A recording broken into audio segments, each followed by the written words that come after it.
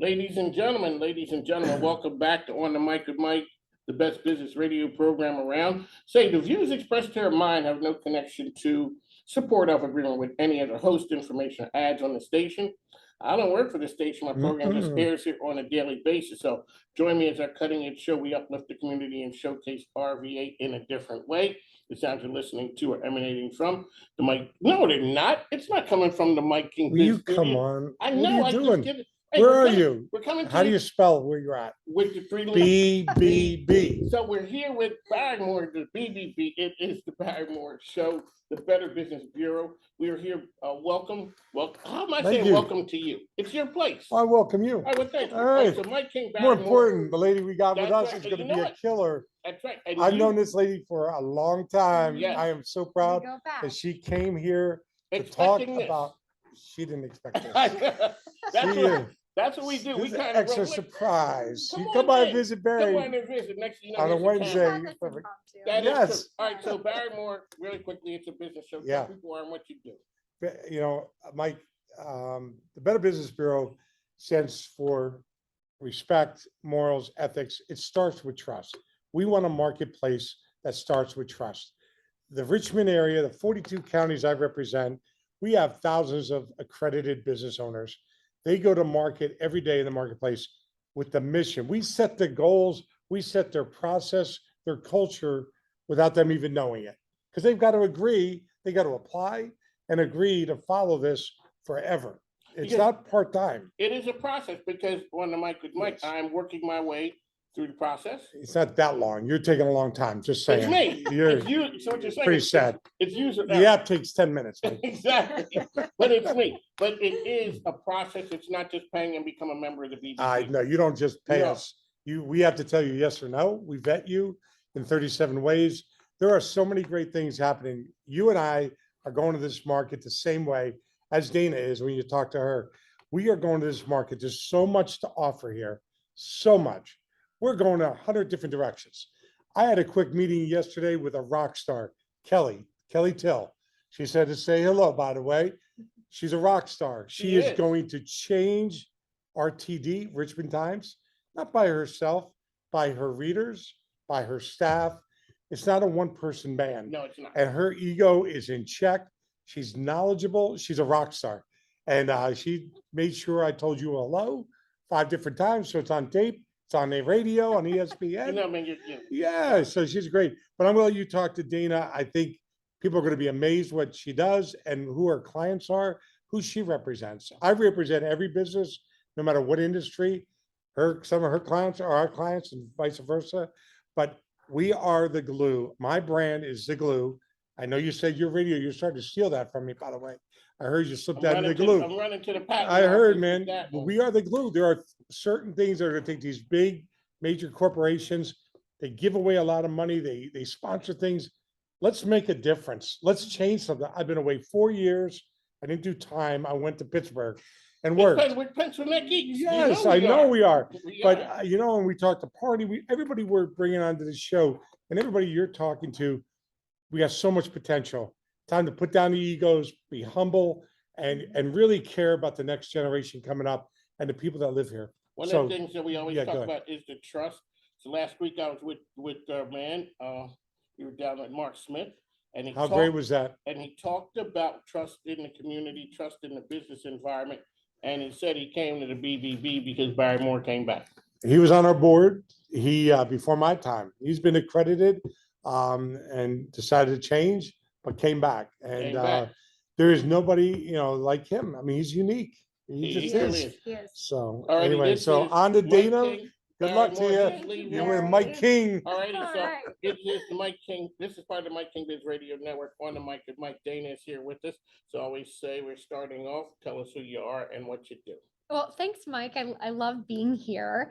But you didn't really kind of know that you were coming here for this. I didn't. This is a bit of a surprise, but hey, let's do it. That's what good people do. You find a way to make things happen. All right. So home building. Yes, so I am the Chief Executive Officer of the Home Building Association of Richmond. So we are a group of land developers and new home construction and remodelers. Anything that goes into the home building or maintenance process is within our membership. And the areas, so it says Richmond, what Yeah. areas do you cover? The Richmond region, so the city of Richmond, Henrico, Chesterfield, Hanover, Powhatan, Goochland, New Kent, anywhere in the Richmond region. Alrighty, so a while back, I talked to the mayor of Richmond and I asked, and he said, you can tell about the viability of a city, a location by cranes in the sky. Mm-hmm. If that is the case, and we equate that to home building, well, this area's got to be on fire. They are sticking up homes everywhere. It's not just homes, it's apartment complexes. You could tell this region is on fire. It is really on fire. is. It's absolutely on fire. And in yes, so in some localities, you're building as many apartment homes as you are single family and townhomes. But here's the interesting part about it, Mike. It's what we have observed over the last 2 years is merely a play of catch up.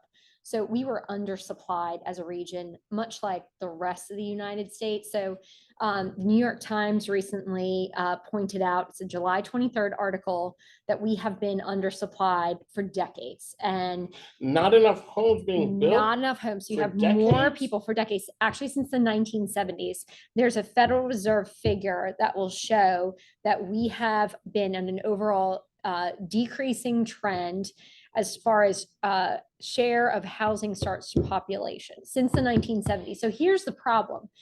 What we are finding, which impacts everyone, whether you own a home or whether you're renting, which has to be, pretty much everybody Falls needs a into home. those two categories. Right.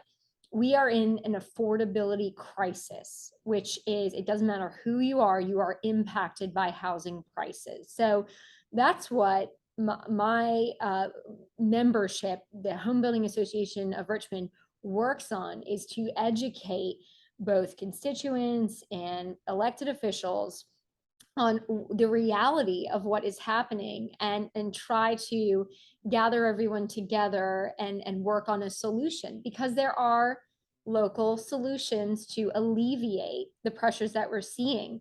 It's just now really starting to come, because everyone's feeling that pressure, in their pockets, and just the cost of their rent or the cost of their house, or even if they haven't purchased a home lately, they're seeing their property taxes rise just from inflation, et cetera. But it impacts everyone. And it's a serious issue that we all have to understand how we got here and how we can get out, or it's just going to get worse.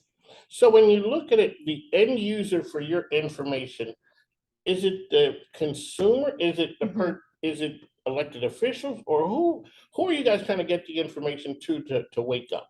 So I'm glad you asked, because historically it's been to the elected officials, but really we've reached a point where we need to engage with constituents, with just everybody, to have a conversation, because this is such a massive, colossal issue that if everyone is not aware of what's going on and how we can actually solve it, it won't be solved. So much of it does lie within misconceptions or just lack of education. When we look at the area, so I can look at, say, Richmond, apartment complexes almost overnight. And you go into the counties, homes is being built. You don't know how many could fit on a tract of land. And before you know it, it's established. It's like it's been there forever. When we really talk about the affordability factor, how does that, well, clearly I know how it plays into, but what do you think can be done to kind of help with that, whether it is apartment complexes, whether it's single family dwellings or townhomes? Well, I can tell you what it all comes down to is a supply and demand imbalance, much like we see with other industries or any type of product. The same supply and demand imbalance will cause your prices to increase ultimately. So what there needs to be is a sustained pipeline of housing supply, that will be able to meet the demand or exceed it, at a minimum, meet it. And of course, we have been undersupplied Since for the decades, 70s. since the 70s. That is, Yes, I know it's tough to for it's people tough who to haven't been grasp. around, the 70s were a while ago. They Yeah, were a while a ago. lot of yeah. things have happened Mhm. since the 70s. Yeah. And you just think about, Mhm. but now it just seems like an acceleration of homes being Mhm. built. And it's, so I'm from Pennsylvania. We moved here, and people always talk, so we moved here from State College. Shout out to all the Penn Staters out there. When you look at, there's, an overcrowding, you just see acres and acres and acres of just land out there, no man's land. Mhm. But then all of a sudden, things start creeping. The Yes. town just continues to grow and grow and grow. When we look at that, what has COVID done Mhm. to your industry? Because I remember Yeah. Oh, that's a big a topic. year or two ago, no, it's more than that, 2 years ago, where there was a lumber shortage, and that Mhm. was the reason that everything was held up. What have you guys learned coming out of COVID that we didn't know before? Oh, wow. Well, a lot of things. Well, the lumber crisis was a direct result of COVID. Okay. So I can go into that. So that was, manufacturers hit the pause button on manufacturing at that point, because really everyone thought that construction was just going to stall. I mean, there was a 6-week time period where, builders saw their sales literally flatline. And so manufacturers, the rest of the world said, okay, we have to prepare for the worst. Meanwhile, no one was expecting demand to then hockey stick. So then you had instances where you also had, manufacturing facilities shutting down because of COVID cases or having to reduce operations significantly, while you also had that hockey stick of demand. So there wasn't enough being produced, just like there's not enough homes being produced, so that the price goes up. There's also, with lumber in particular, there's international policy issues like with Canada, and a number of different factors with trade tariffs that we won't get into here, but really learning through the last 2 years that unless we address this supply crisis, it is only going to continue to compound, and this cycle will get worse. You're a nonprofit? We are. Okay, there's a 1,000 nonprofits out there. Yes. And we talked to a bunch of them. What has it done to your organization, the whole coming through COVID? And what have you learned that you guys never, when I talked to the CEO of Elephant Insurance, and I asked him the same question, and he said he was sure could be, that remote working would not work. He says 2-3 weeks in, because he changed his mind. he right? realized that it did work. What has it done to your, and how big is your organization people wise? Sure. Well, so our staff is small, but our organization is nearly 500 members within residential construction. Gotcha. So they're Okay. land developers, they're builders, but they're also, plumbers who do the rough-ins for houses, or they're window companies, their exterior, products, their interior products, their services, anything that goes into the home building, buying, or maintenance process. When you guys are out there now, what's the forecast for what are your members telling you 18 months down the road? What's it looking like for them? Sure. So there's a Wells Fargo Housing Market Index, which actually gauges builder confidence, and that is a national platform. However, it very often mirrors what we're feeling here in Richmond, and I think it's accurate in this case today. So it's a scale of 0 to 100. Anything above 50 is a positive outlook on the forecast. The number in July was a 55. What we're going to see in this region is, so let me back up before I tell you what's going to happen. So after the Great Recession, which was a much different time, it is not at all the same playbook as this Correct. time around. To reduce risk, and when I mean risk, to make sure that building companies didn't go out of business, there was a different approach taken to land acquisition. And that originally, Great Recession, builders would want to have a strong land acquisition position as possible. That also means they have a lot of liabilities on their balance sheet. So in order to reduce that risk, they reapproached land acquisition to a buy need basis. So they were only going to go ahead and acquire it at the time that they're ready to go ahead and build. of course, all the activity that we've had over the past 2 years means that we've built out to that supply, and they don't have lots available to physically either put a apartment complex on, or a townhome on, or a single family home on. So we have this dire need for more lots in the Richmond region, and you can't build a house without a lot. You have to put it somewhere. It's not going to float in the sky. So we need to rezone. So that means maybe taking land that's designated as for another use and repurposing that for housing. That doesn't mean gobbling up all the land out there just for residential construction. There's many ways that you can do it to complement it with commercial, with agriculture. But we need to have more lots on the ground. If we don't get more lots on the ground, that just means there's not inventory to then sell or rent to homeowners or renters. So if we don't get more land, that confidence outlook is going to drop to a sub 50 So, ma'am, reading. I am not a mathematician, but that 55 is not a strong number. It's not. It seems like, a slip and we are below 50. It is. Well, here's the thing. The confidence was at a record high, just last year. And then starting in 2022, we've been decreasing in confidence. And that's really an outlook for future sales. And that is for a number of reasons. Of course, mortgage rates play a part in that, a large part in that. But really, the amount of land we have that is ready to construct on is so low that it's not proportionate to the demand or the need out there for housing. One of the great parts about having your own show is I get to talk to the experts. So what happens when this land is tight? Is that when we start getting in technology, we call it scope creep. Okay. You just keep going out a little further, and way out there isn't as far as it used to be. Okay. Is that what happens? That you continually look further out for land? No. Okay, so it doesn't work like that. It does not. In an ideal world, there is infill. So you would ideally, because you have to have the infrastructure. Infrastructure is a big impediment to actually building. So you need utilities, you need roads. So we just can't go out to Sherwood Forest. You can't just go ahead and pop houses out there without the proper infrastructure, which can be a cost so high that the project is not economically feasible. Gotcha. It ends up being you'd have to build it at such a loss, and you wouldn't do it. I wouldn't do it. Okay.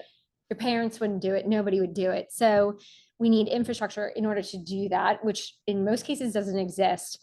But then there's also infill projects. And it's tough. We need housing, and even the people who are supportive of housing oftentimes don't want it built right next door. Yeah. So then you get, what is called not in my backyard. Yes, it's a number of times that happens. On the index level, is it different between, say, commercial and residential builders? Yes. And I have no insight for you on commercial. I just wonder, so just you're in the industry, you're in the business. Do you think it's higher? Because it seems to be a ton of commercial properties just going up.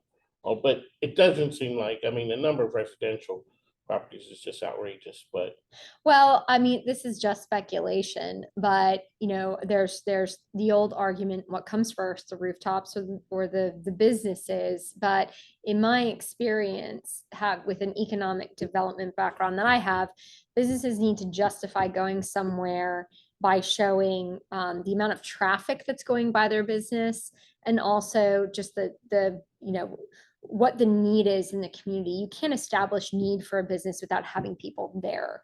So I would speculate that their confidence is pretty high because of this activity, and that they will have people to serve. And Richmond has been benefiting from migration patterns from other cities across the nation that have higher costs of living. yes. Or they just want somewhere that's going to be, we're biased, but I think we're the best place in the nation. And other people are recognizing that. We've seen more people from outside the state relocate to Richmond. I'm one. No way. It's shocking. That is true. So I figured you were from here. You could have mistaken me. Yeah. stop. Okay, so I'm from, like I said, Barrymore, we're Pennsylvania geeks. We're from Pennsylvania. And so That's right. That's right. the idea of it is that when I came here in 2014, Scott's Addition was a graveyard. Everyone's saying it is not the place to be. Mhm. Now It it's is the place to be. It's Yes. yeah, in 6 or 7 years, Manchester used to ride through there and it was Mhm. nothing there. Yep. Now all of a sudden, It's the I place was to at be. Hatch Local the other night. Mhm. It's crazy. Mhm. So yeah, things can turn around. Alrighty, really quickly, once again, how can people find you and your organization out there? Sure. So we are hbar.org. Now that is a member portal. You can interact with us through our home shows, richmondparadofhomes.com, which is happening in October. Oh, you gotta come back for that one and I tell us, know, we tell us should. about that. And then we've got 2 Richmond Homoramas in 2023, and we're working on a more, this is a little teaser, There but a we go. more public facing website for the organization to engage everyone on in the future. There you go. On the mic of Mike, we bring you the best and the brightest. What part, when you look at the confidence level that you see with the Better Business Bureau, how do you see that plays a part in the business ecosystem? Oh, it is wonderful because consumers have someone who they rely on that are looking out for them. So it's all just a checks and balances. That's right. Better Business Bureau, Mike King. We're here. So we got to run. I always say, make sure you take a listen to and follow and support our sponsors. As I always say, the microphone ain't free. Plus, my grandkids need stuff. So they do. All righty. So we'll talk to you soon. Mike King checking off from the Better Business Bureau. Make sure you come and check out the place too. Barrymore also has it for rent. They have some awesome facilities up here. So on the mic, Mike, we'll talk to you soon. Thanks now.